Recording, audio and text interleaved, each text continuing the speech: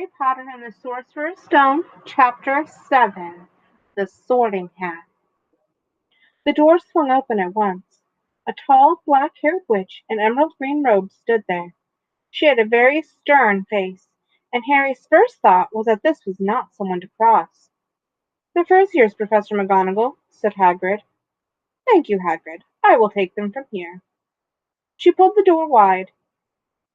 The entrance hall was so big you could have fit the whole of the Dursleys' house in it. The stone walls were lit with flaming torches like the ones at Gringotts. The ceiling was too high to make out, and a magnificent marble staircase facing them led to the upper floors. They followed Professor McGonagall across the flagstone floor. Harry could hear the drone of hundreds of voices from a doorway to the right. The rest of the school must already be here, but Professor McGonagall showed the first years into a small, empty chamber off the hall. They crowded in, standing rather closer together than they would usually have done, peering about nervously. "Welcome to Hogwarts," said Professor McGonagall. "The start of term banquet will begin shortly, but before you take your seats in the Great Hall, you will be sorted into your houses. The sorting is a very important ceremony because, while you are here, your house will be something like your family within Hogwarts. You will have classes with the rest of your house, sleep in your house dormitory, spend free time in your house common room. The four houses are called Gryffindor, Hufflepuff, Ravenclaw, and Slytherin. Each house has its own noble history, and each has produced outstanding witches and wizards. While you are at Hogwarts, your triumphs will earn your house points, while any rule breaking will lose house points. At the end of the year, the house with the most points is awarded the House Cup, a great honor. We hope each of you will be a credit to whichever house becomes yours. The sorting ceremony will take place in a few minutes in front of the rest of the school. I suggest you all smarten yourselves up as much as you can while you are waiting." Her eyes lingered for a moment on Neville's cloak, which was fastened under his left ear, and on Ron's smudged nose. Harry nervously tried to flatten his hair. "I shall return when we are ready for you," said Professor McGonagall. "Please wait quietly." She left the chamber. Harry swallowed. "How exactly do they sort us into houses?" he asked Ron. "Some sort of test, I think. Fred said it hurts a lot, but I think he was joking." Harry's heart gave a horrible jolt. A test? In front of the whole school? But he didn't know any magic yet. What on earth would he have to do? He hadn't expected something like this the moment they arrived. He looked around anxiously and saw that everyone else looked terrified too. No one was talking much except for Hermione Granger, who was whispering very fast about the spells she'd learned and wondered which one she'd need. Harry tried hard not to listen to her. He'd never been more nervous. Never. Not even when he had to take a school report home to the Dursleys saying that he'd somehow turned his teacher's wig blue. He kept his eyes fixed on the door. Any second now, Professor McGonagall would come back and lead them to his doom. Then something happened that made him jump about a foot in the air. Several people behind him screamed.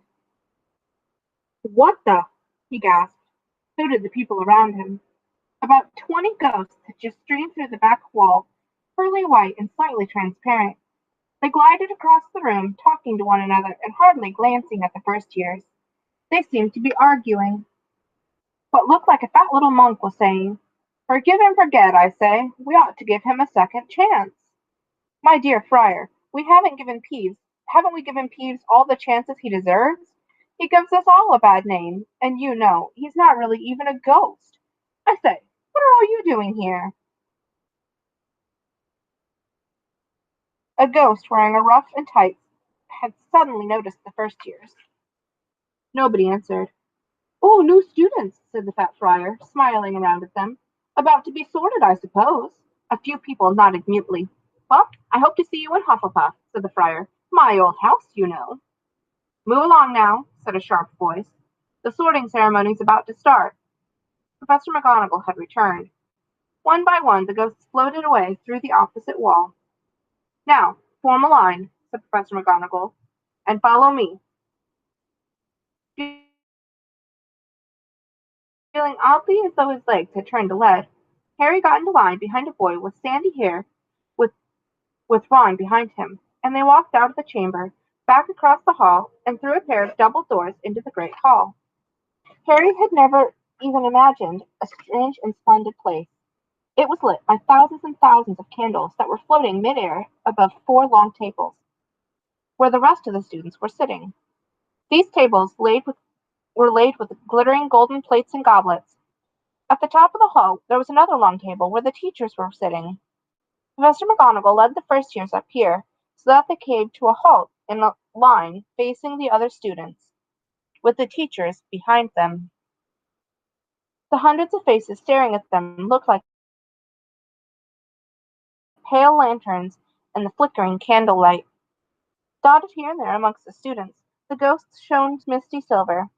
Mainly to avoid all the staring eyes, Harry looked upward and saw a velvety black ceiling dotted with stars. He heard Hermione whisper, "It's bewitched to look like the sky outside. I read about it in Hogwarts a History." It was hard to believe there was a ceiling there at all, and that the great hall didn't simply open into the heavens. Harry quickly looked down again as Professor McGonagall silently placed a four-legged stool in front of the first years. On top of the stool she put a pointed wizard's hat. This hat was patched and frayed and extremely dirty. Aunt Petunia wouldn't have let it in the house. Maybe if they had to try and get a rabbit out of it, Harry thought wildly. That seemed the sort of thing. Noticing that everyone in the hall was now staring at the hat, he stared at it too. For a few seconds there was complete silence. Then the hat twitched. A rip near the brim opened like a mouth. Began to sing. "Oh, you may not think I'm pretty, but you don't judge on what you see. I'll eat myself if you can find a smarter hat than me. You can keep your bowlers black, your top hat sleek and tall, for I'm the Hogwarts Sorting Hat, and I can cap them all. There's nothing hidden in your head the Sorting Hat can't see. So try me on and I will tell you where you ought to be. You might belong in Gryffindor, where dwell the brave at heart. Their daring, nerve, and chivalry set Gryffindors apart. You might belong in Hufflepuff, where they are just and loyal. Those patient Hufflepuffs are true and unafraid of toil. Or yet in wise old Ravenclaw, if you've a ready mind, where those of wit and learning will always find their kind. Or perhaps in Slytherin you'll make your real friends. Those cunning folk use any means to achieve their ends. So put me on, don't be afraid, and don't give in a flap. You're in safe hands, though I have none, for I'm a thinking cap." The whole hall burst into applause as the hat finished its song. It bowed to each of the four tables and then became quite still again. "So we've just got to try on a hat?" Ron whispered to Harry. "I'm going to kill Fred. He was going on about wrestling a troll." Harry smiled weakly. Yes, trying on a hat was a lot better than having to do a spell, but he did wish they could have tried it on without everyone watching. The hat seemed to be asking a rather lot. Harry didn't feel brave, or quick-witted, or any of that at the moment. If only the hat mentioned a house for people who felt a bit queasy, that would have been the one for him. Professor McGonagall now stepped forward holding a long roll of parchment. "When I call your name, you'll put on the hat and sit on the stool to be sorted," she said. "Abed Hannah." A pink-faced girl with long pigtails stumbled out of line, put on the hat, which fell right over her ears, and sat down. A moment paused, then, "Hufflepuff!" shouted the hat. On the table to the right cheered and clapped as Hannah went to sit down at the Hufflepuff table. Harry saw the ghost of the fat friar waving merrily at her. "Bones Susan!" "Hufflepuff!" shouted the hat again, and Susan scuttled off to sit next to Hannah. "Boot Terry!" "Ravenclaw!" The table's second from the left clapped this time. Several Ravenclaws stood up to shake hands with Terry as he joined them. Brocklehurst Mandy went to Ravenclaw too, but Brown Lavender became the first new Gryffindor, and at the table on the far left exploded with cheers. Harry could see Ron's twin brothers catcalling. Bulstrode Millicent then became Slytherin. Perhaps it was Harry's imagination, after all he'd heard about Slytherin, but he thought they looked like an unpleasant lot. He was starting to feel definitely sick now. He remembered be- being picked for teams during gym at his old school. He'd always been last to be chosen. And not because he was no good, but because no one wanted Dudley to think they liked him. Fitch Fletchley, Justin, Hufflepuff. Sometimes, Harry noticed, the hat shouted at the house at once, but others it took a little while to decide. Finnegan Seamus, the sandy-haired boy next to Harry in line, sat on the stool for almost a whole minute before the hat declared him a Gryffindor. Granger, Hermione. Hermione almost ran to the stool and jammed the hat on eagerly over her head. Gryffindor! Shouted the hat, and Ron groaned. A horrible thought struck Harry, as horrible thoughts always do when you're very nervous. What if he wasn't chosen at all? What if he just sat there with the hat over his eyes for ages, until Professor McGonagall jerked it off his head and said there was obviously a mistake, and he'd better get back on the train? When Neville Longbottom, the boy who kept losing his toad, was called, he fell over on the way to the stool. The hat took a very long time to decide with Neville.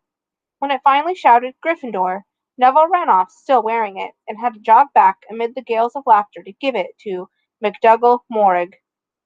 Malfoy swaggered forward when his name was called, and got his wish at once. The hat had barely touched his head when it screamed "Slytherin!" Malfoy went to join his friends, Crabbe and Goyle, looking pleased with himself. There weren't many people left now. Moon, Knott, Parkinson, then a pair of twin girls, Patil and Patil, then Perks, Sally Ann, and then, at last, Potter Harry. As Harry stepped forward, whispers suddenly broke out like little hissing fires all over the hall. Potter, did she say? The Harry Potter? The last thing Harry saw before the hat dropped over his eyes was a hall full of people craning to get a good look at him. The next second he was looking at the black inside of the hat. He waited. Hmm, said a small voice in his ear. Difficult. Very difficult. Plenty of courage, I see, and not a bad mind either. There's talent. Oh, my goodness, yes. And a thirst to prove yourself. Now that's interesting. So, where shall I put you? Harry gripped the edges of the stool and thought, not Slytherin, not Slytherin. Not Slytherin, eh? Said a small voice. Are you sure? You could be great, you know. It's all here in your head. And Slytherin would help you on your way to greatness. There's no doubt about that. No? Well, if you're sure, better be Gryffindor. Harry heard the hat shout the last word to the whole hall. He took off the hat and walked shakily towards Gryffindor table. He was so relieved to have been chosen and not put in Slytherin, he hardly noticed that he was getting the loudest cheer yet. Percy the prefect got up and shook his hand vigorously, while the Weasley twins yelled, "We got Potter! We got Potter!" Harry sat down opposite the ghost in the ruff he'd seen earlier. The ghost patted his arm, giving Harry a sudden, horrible feeling that he'd just plunged into a bucket of ice-cold water. He could see the high table properly now. At the end nearest him sat Hagrid, who caught his eye and gave him a thumbs up. Harry grinned back, and there, at the center of the high table, in a large gold chair, sat Albus Dumbledore. Harry recognized him at once from the card he'd gotten on the chocolate frog on the train. Dumbledore's silver hair was the only thing the whole hall that shone as brightly as the ghost's. Harry spotted Professor Quirrell, too, the nervous young man from the leaky cauldron.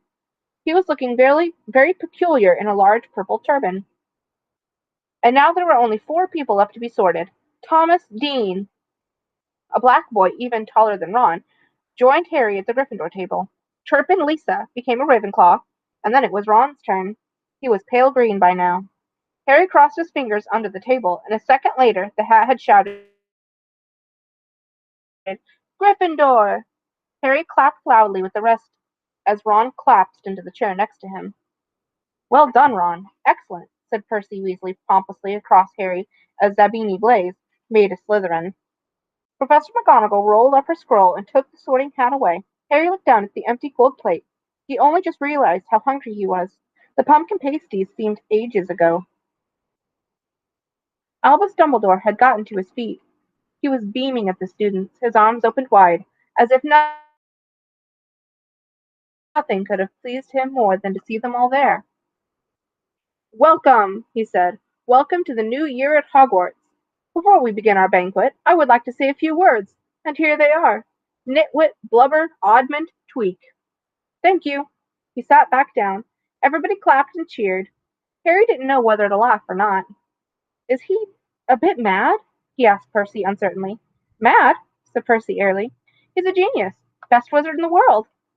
But he is a bit mad, yes. Potatoes, Harry? Harry's mouth fell open.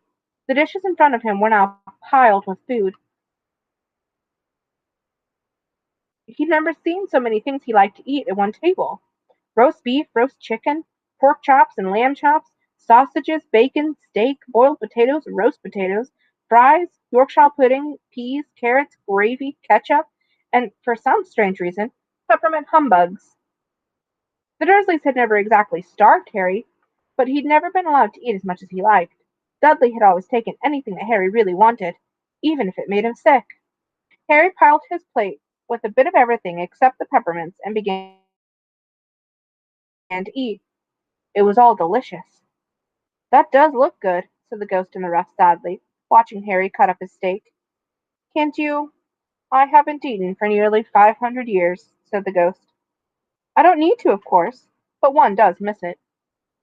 I don't think I've introduced myself. Sir Nicholas de Mimsy Porpington, at your service, resident ghost of Gryffindor Tower. I know who you are, said Ron suddenly. My brothers told me about you. You're nearly Headless Nick. I would prefer you call me Sir Nicholas de Mimsy, the ghost began stiffly, but the sandy-haired Seamus Finnegan interrupted. Nearly headless? How can you be nearly headless? Sir Nicholas looked extremely miffed, as if their little chat wasn't going at all the way he wanted. Like this, he said irritably, seized his left ear and pulled. His whole head swung off his neck and fell onto his shoulder, as if it was on a hinge. Someone had obviously tried to behead him, but had not done it properly. Looking pleased at the stunned looks on their faces, Nearly Headless Nick flipped his head back onto his neck, coughed, and said, So, new Gryffindors, I hope you're going to help us win the house championship this year. Gryffindors have never gone so long without winning. Slytherins have got the house cut 6 years in a row. The Bloody Baron's becoming almost unbearable. He's the Slytherin ghost. Harry looked over at the Slytherin table and saw a horrible ghost sitting there, with blank, staring eyes, a gaunt face, and robes stained with silver blood. He was right next to Malfoy, who, as Harry was pleased to see, didn't look too pleased with the seating arrangements.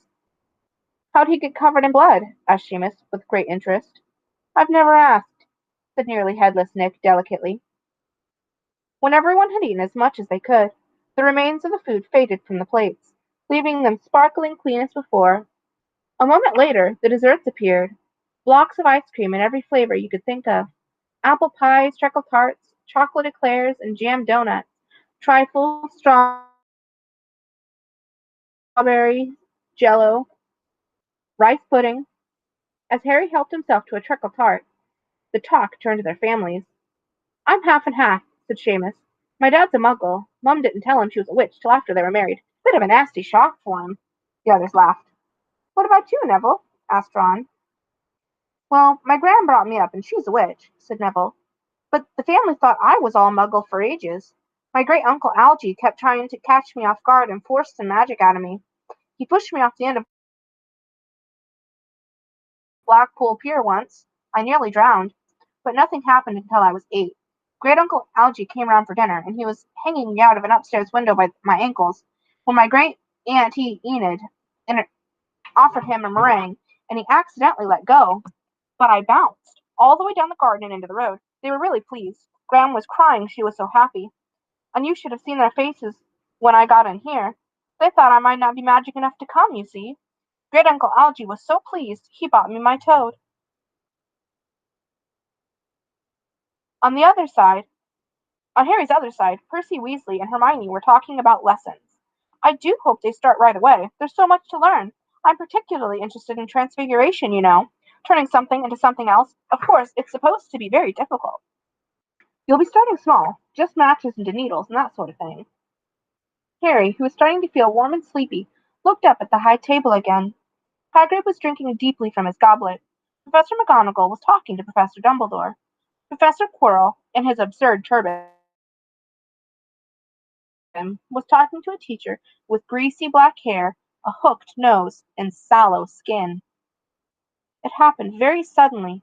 The hook-nosed teacher looked past Quirrell's turban and straight into Harry's eyes, and a sharp, hot pain shot across the scar on Harry's forehead. Ouch! Harry clasped his hand to his head. What is it? Asked Percy. Nothing. The pain had gone as quickly as it had come. Harder to shake off was the feeling that Harry had gotten from the teacher's look. The feeling that he didn't like Harry at all. Who's that teacher talking to Professor Quirrell? He asked Percy. Oh, you know Quirrell already, do you? No wonder he's looking so nervous. That's Professor Snape. He teaches potions, but he doesn't want to. Everyone knows he's after Quirrell's job. Knows an awful lot about the dark arts, Snape. Harry watched Snape for a while, but Snape didn't look at him again. At last the desserts too disappeared, and Professor Dumbledore got to his feet again. The hall fell silent.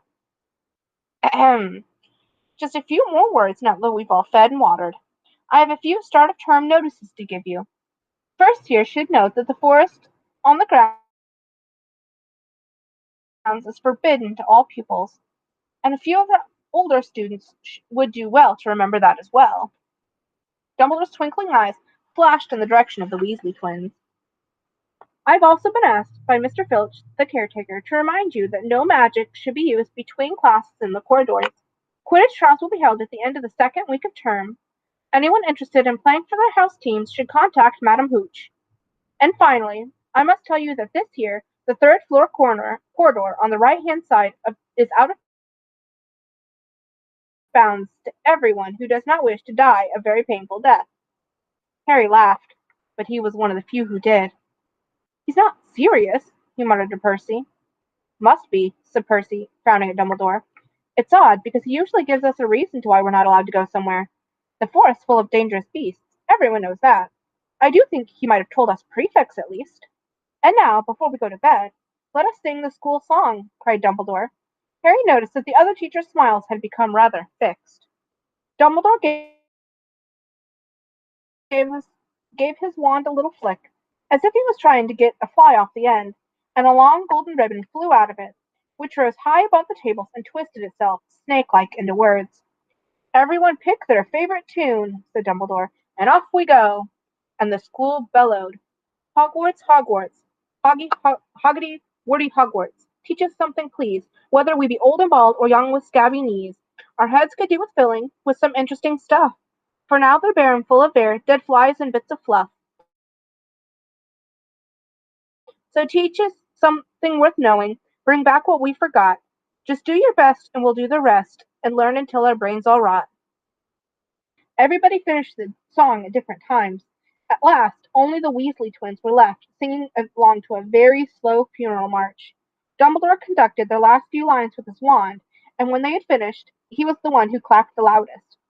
Ah, music, he said, wiping his eyes. A magic beyond all we do here. And now, bedtime. Off you trot. The Gryffindor first-years followed Percy through the chattering crowds, out into the great hall, and up the marble staircase. Harry's legs were like lead again, but only because he was so tired and full of food. He was too sleepy to even be surprised that the people in the portraits along the corridors whispered and pointed as they passed, or that twice Percy led them to doorways hidden behind sliding panels and hanging tapestries. They climbed more staircases, yawning and dragging their feet, and Harry was just wondering how much farther they had to go when they came to a sudden halt. A bundle of walking sticks was floating in mid-air ahead of them, and as Percy took a step towards them, they started throwing themselves at him. Peeves, Percy whispered to the first-years. A poltergeist. He raised his voice. Peeves, show yourself. A loud, rude sound, and the air, like the air being let out of a balloon, answered. Do you want me to go get the Bloody Baron? There was a pop. A little man with wicked dark eyes and a wide mouth appeared, floating cross-legged in the air, clutching the walking sticks. Ooh, he said, an evil cackle. Icky firsties, what fun! He swooped suddenly at them, and they all ducked. Go away, Peeves, or the Baron'll hear about this. I mean it, barked Percy. Peeves stuck out his tongue and vanished, dropping the walking sticks on Neville's head. They heard him zooming away, rattling coats of armor as he passed. You want to watch out for Peeves, said Percy, as they set off again. The Bloody Baron's the only one who can control him. He won't even listen to us prefects. Here we are." At the very end of the corridor hung a portrait of a very fat woman in a pink silk dress. "Password?" she said. "Capricornus," said Percy, and the portrait swung forward to reveal a round hole in the wall. They all clambered through it, Neville needing a leg up, and found themselves in the Gryffindor common room, a cozy round room full of squashy armchairs. Percy directed the girls through one door at the end their dorm. Percy directed the girls through one door to the dormitory, and the boys through another. At the top of the spiral staircase, they were obviously in one of the towers. They found their beds at last. 5 four-posters hung with deep red velvet curtains. Their trunks had already been brought up. Too tired to talk much, they pulled on their pajamas and fell into bed. "Great food, isn't it?" Ron muttered to Harry as through the hangings. "Get off, Scabbers! He was chewing my sheets." Harry was going to ask Ron if he'd had any chocolate tart, but he fell asleep almost at once. Perhaps Harry had eaten a bit too much, because he had a very strange dream. He was wearing Professor Quirrell's turban, which kept talking to him, telling him that he must transfer to Slytherin at once, because it was his destiny. Harry told the turban he didn't want to be in Slytherin, so it got heavier and heavier. He tried to pull it off, but it tightened painfully. And there was Malfoy laughing at him as he struggled with it. And then Malfoy turned into the hook-nosed teacher, Snape, whose laugh became high and cold. There was a burst of green light, and Harry woke, sweating and shaking. He rolled over and fell asleep again, and when he woke the next day, he didn't remember his dream at all.